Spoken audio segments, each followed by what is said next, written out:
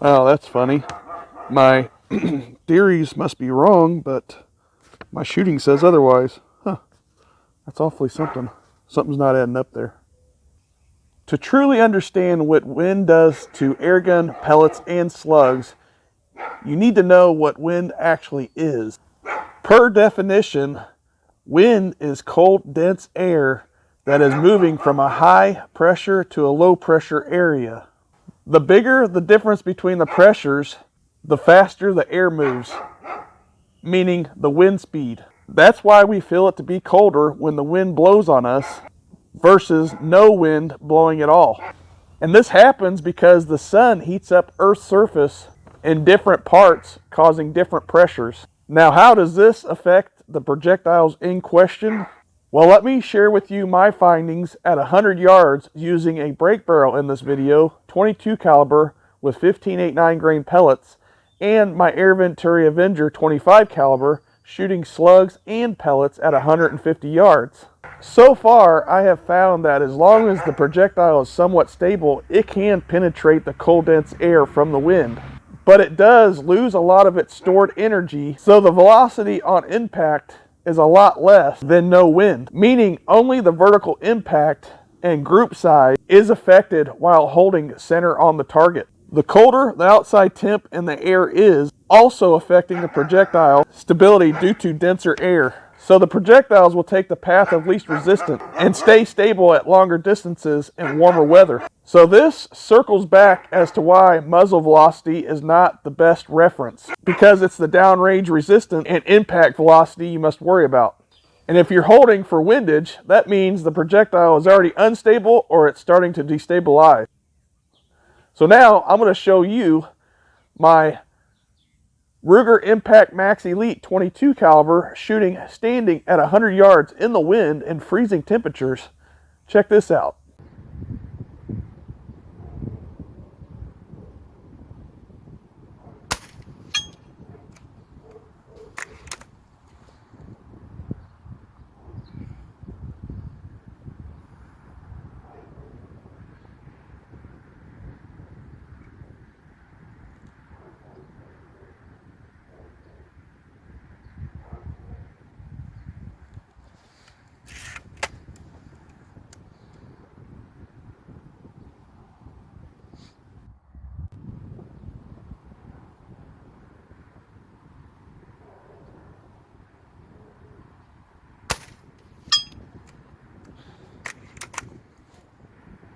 Last shot, I'm freezing my butt off out here.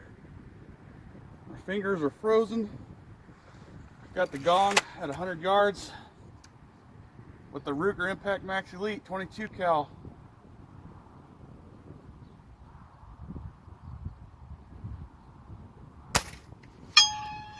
There we go. FX 15.89s. 22 caliber Umarex Max Elite again. Impact Max Elite break barrel, 100 yards. Let's take you down there and see what happened. Oh, my hands are frozen. I did all that standing.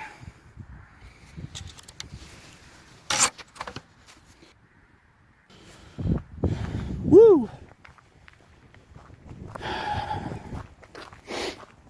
It's literally below freezing. It's in the teens right now.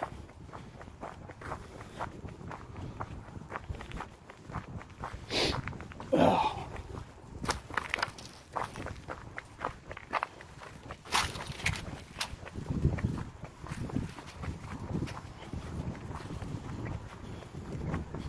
Back-to-back gong hits with the 4-power scope.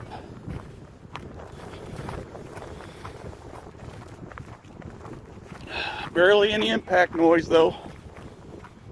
Woo! 100 yards. Standing. Freehand.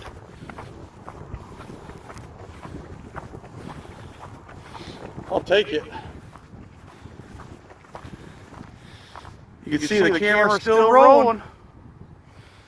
Over 100 yards, guys.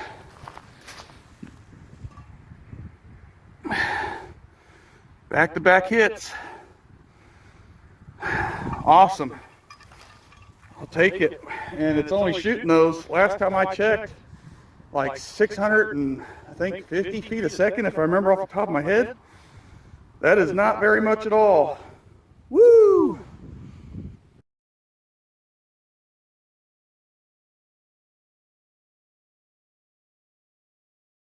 Now you've seen there, it was pretty much all over the place, even though I was aiming center of the gong or 8-inch plate at 100 yards.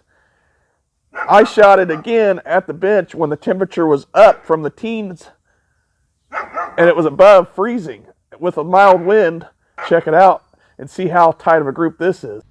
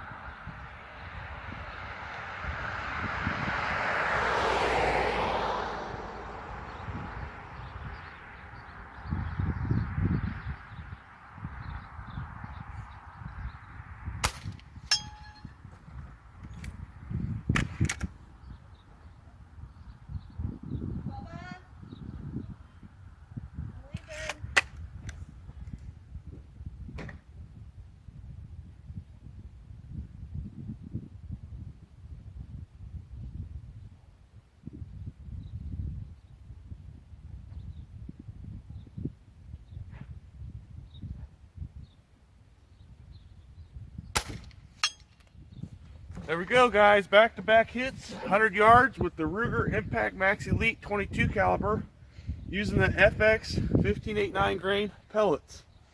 100 yard, 8-inch gong down there. I'll walk down there here in a second.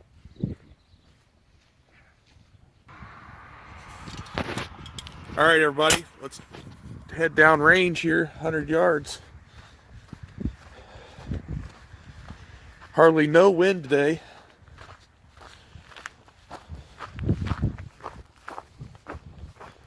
With the brake barrel, unlike the other day where it was in the teens and I was holding about the same on the gong down here about 12 o'clock with these pellets only going at 650 feet a second.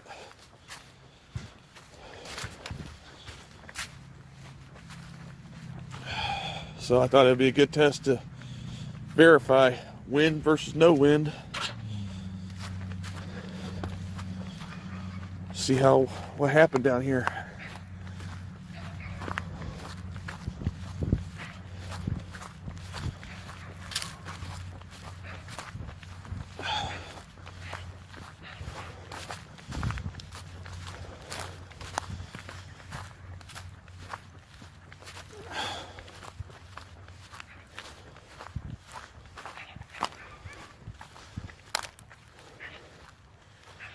Here's the camera, still rolling. And here's the hits.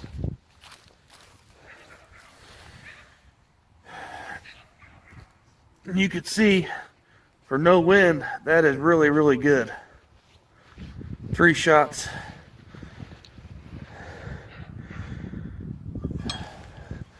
Over 100 yards with a brake barrel. Woo! 22 caliber.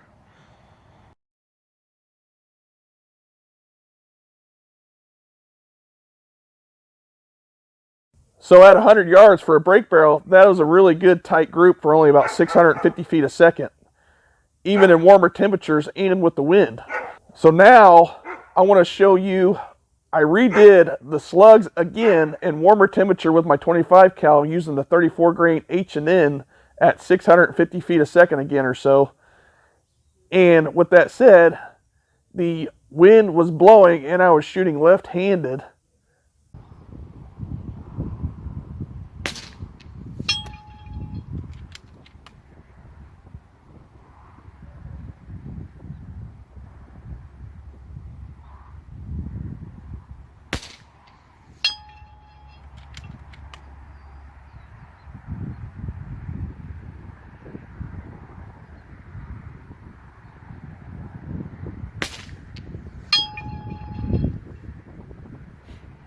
Well, guys, there we go.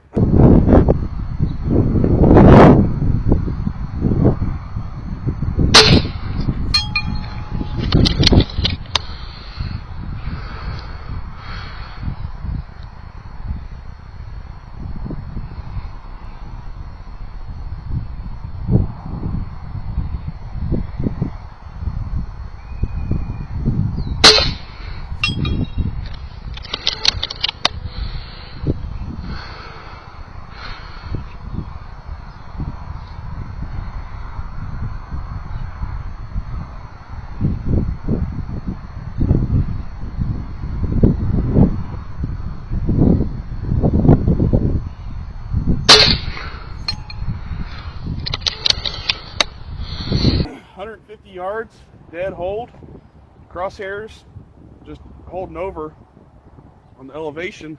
Got the turret maxed out again for 200 yards shooting. Same settings, 2500 psi for the regulator setting. 3 turns on the hammer spring. I'm shooting the H&N 34 grain slugs again, 250 at 150 plus yards at the gong, left-handed standing. And the wind is not blowing that bad today compared to last time I did this. And I'm getting consecutive hits. Even before I turned the cameras on, it was right on the plate. You could hear it. So I'm going to go ahead and check out what's going on down there. So I kept hitting it back and back.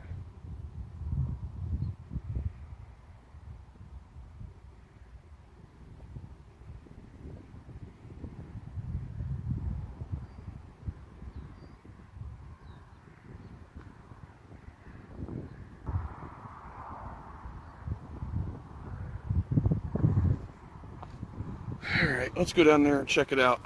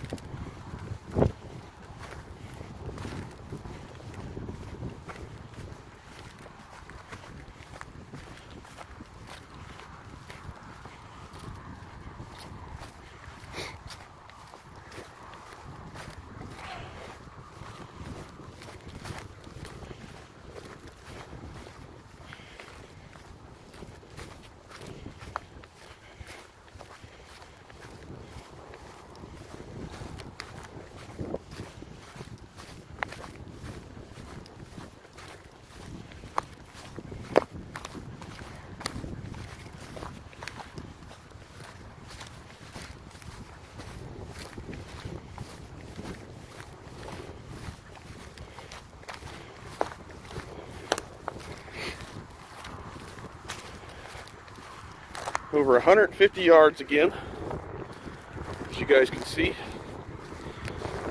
Here's the camera down here. All right.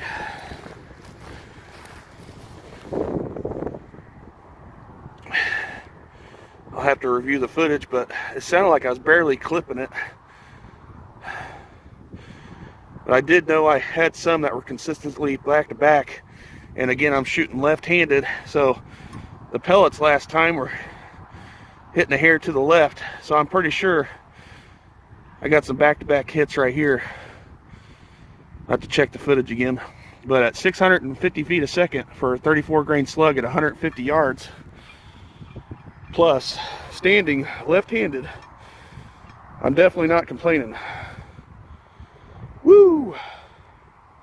And again, the wind, I was testing compared to the other day when I had this out doing the same thing when it was a lot windier, and as you guys can see, the slug at that speed didn't really get affected by the wind that much in this shooting session.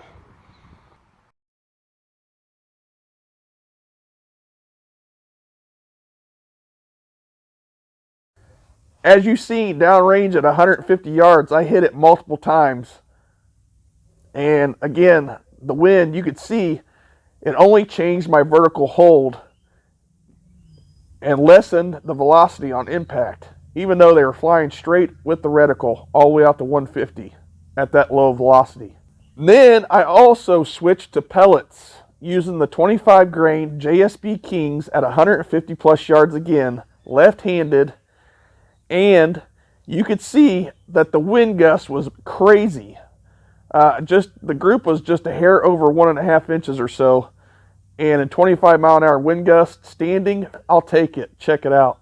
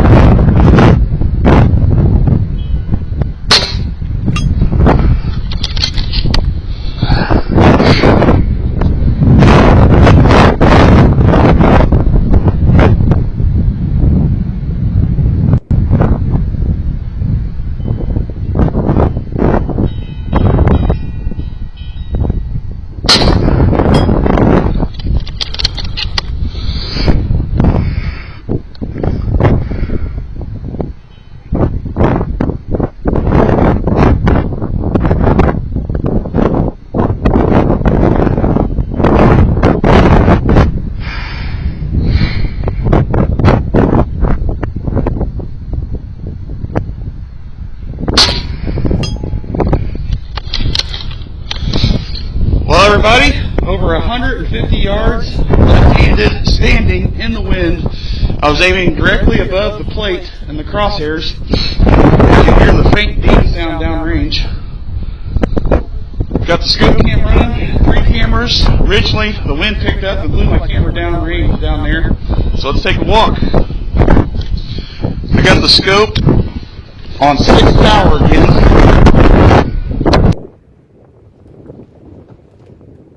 Shooting the 25 4-grain JSBs, 800 feet a second, 2500 psi, 3 turns on the hammer spring, even in this crazy amount of wind. Back-to-back hits, as you can hear.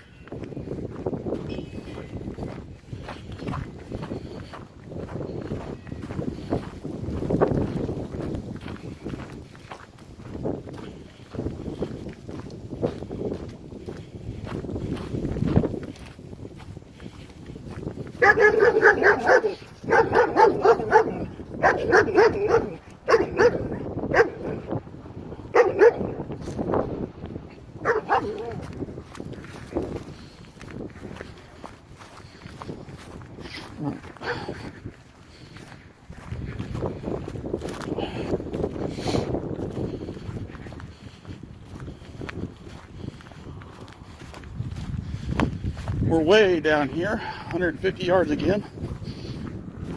Left-handed standing this time, and left eye.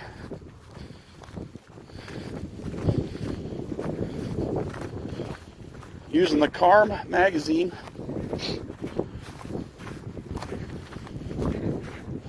Last time I shot the cards at 150 here, I was stacking pellets.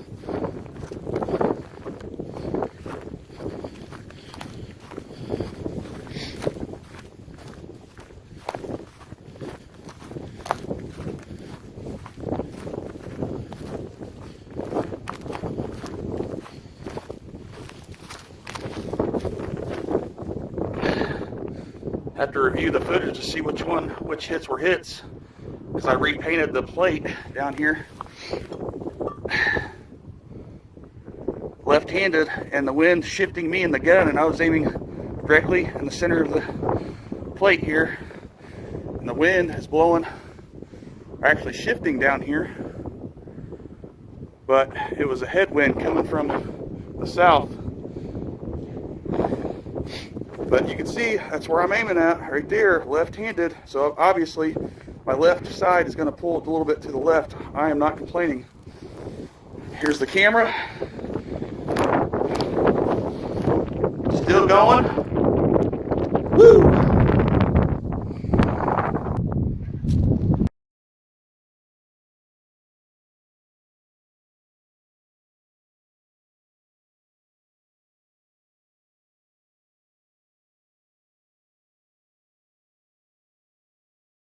now that you know about what the wind actually does, you can see what I'm talking about as why I hold center target. And the only thing that the wind really does affect is it can make your projectile destabilize faster, but that distance is way out there, farther than most people ever shoot anyway. So if your projectile is destabilizing sooner than that, then it's the wrong pellet or slug you're shooting. As you've seen, even with the brake barrel, I'm still hitting the 8-inch gong back to back at 100 yards. Wind, no wind, freezing temperatures, or above freezing, you can see what I'm talking about. So anyways, I appreciate you watching as always, and hope to see you on the next one.